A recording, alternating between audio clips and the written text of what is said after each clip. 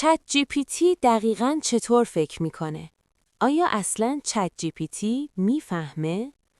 پس اگه واقعاً نمیفهمه، چرا جوابهاش انقدر هوشمندانه به نظر میاد؟ توی این ویدیو قرار مفصل و مهمتر از همه خیلی ساده به همه این سوالها پاسخ بدیم. پس با ما همراه باشید. چت جی پی تی دقیقاً چطور فکر میکنه؟ اگه خیلی کوتاه بخوایم جواب بدین، اصلاً چت جی پی تی فکر نمیکنه.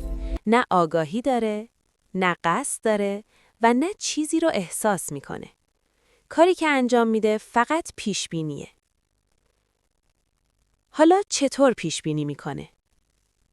چت جی پی تی با حجم عظیمی از کتاب‌ها، مقاله‌ها، گفتگوها و کدها یاد گرفته که معمولاً کدوم کلمه بعد از کدوم کلمه میاد.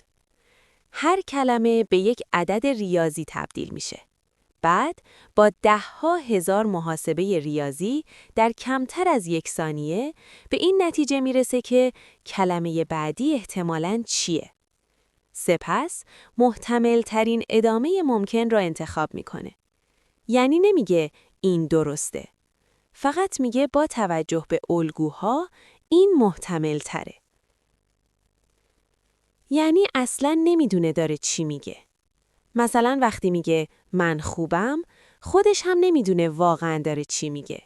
چون مثل انسان آگاهی نداره، درک نداره، تجربه نداره و حس نداره.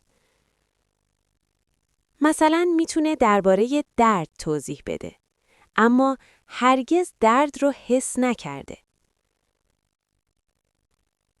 دوستان عزیز، ما این کانال یوتیوب رو به تازگی راه اندازی کردیم و بیش از هر زمان دیگه به حمایت شما نیاز داریم.